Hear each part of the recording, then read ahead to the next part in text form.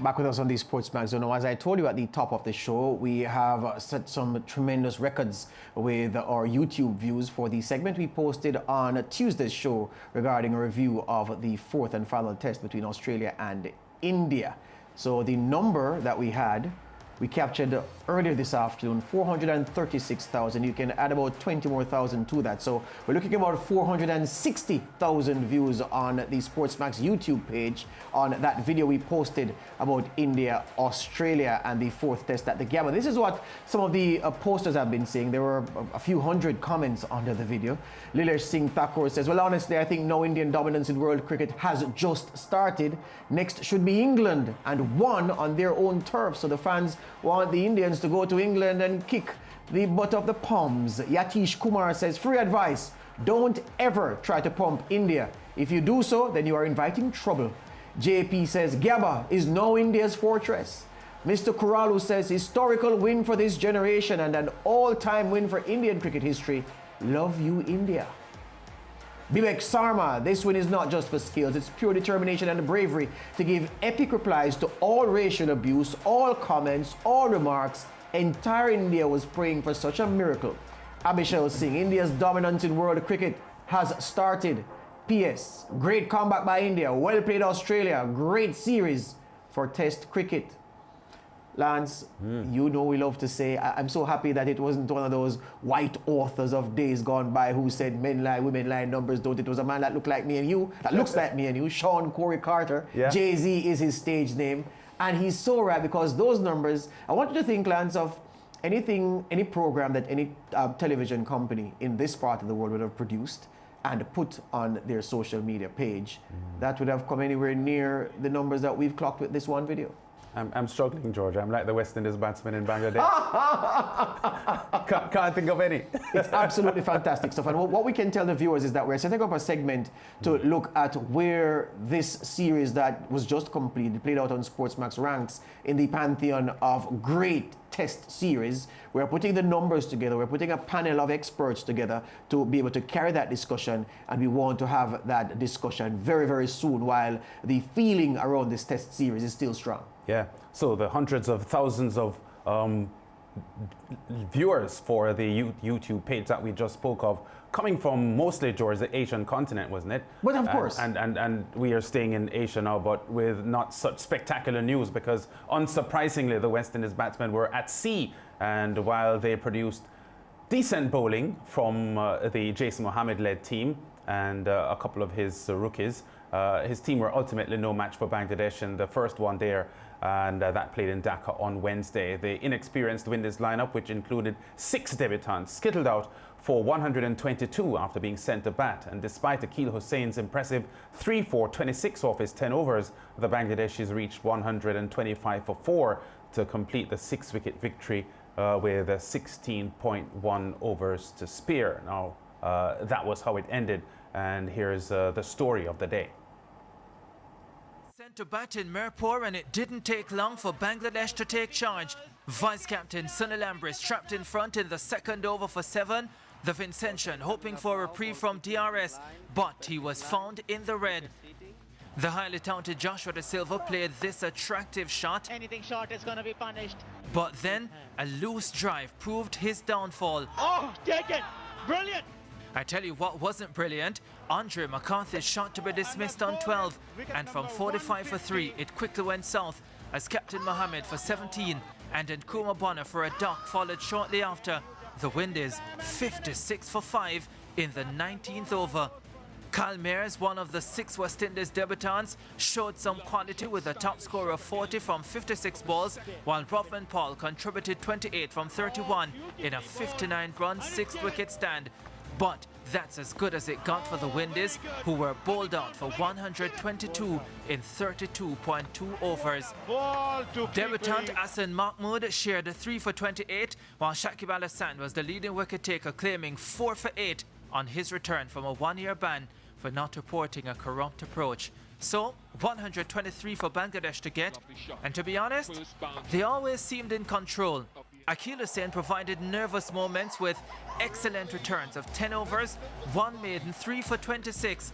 But captain Tamim Iqbal with 44 and 19 each from Adasan and Mushako Rahim, who ended not out, ensured the hosts completed the commanding win.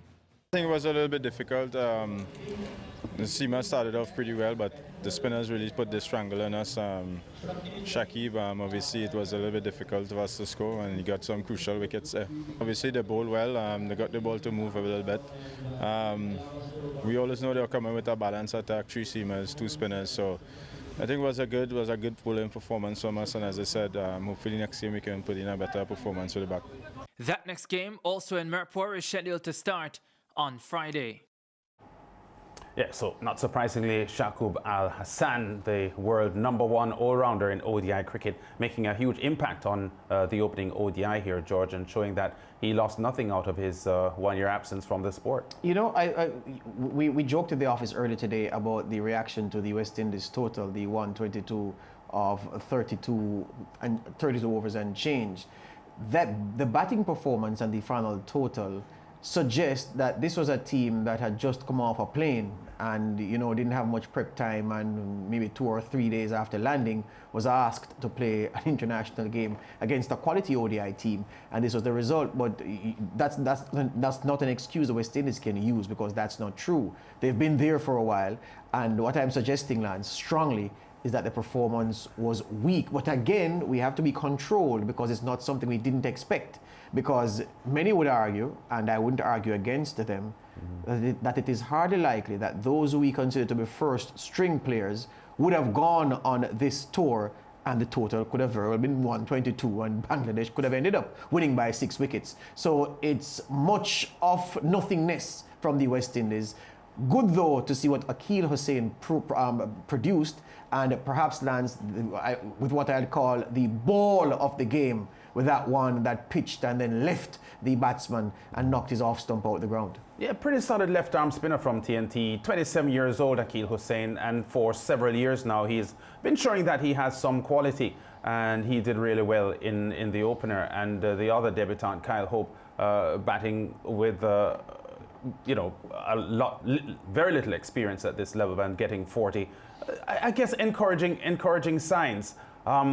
The emphasis on spin that even the West Indies selectors had looked at when they were selecting this squad, in some ways borne out in this opening ODI, although, well, for the West Indies certainly, because Jason Mohammed, the captain, turned his arm over for 1 for 19 from all of 8 overs. So he's at economy rate of 2.38, pretty solid. Alzara Joseph 2.13 is economy, none for 17 off 8. Hussain, you see there was a 3 for 26 off 10 overs at 2.60.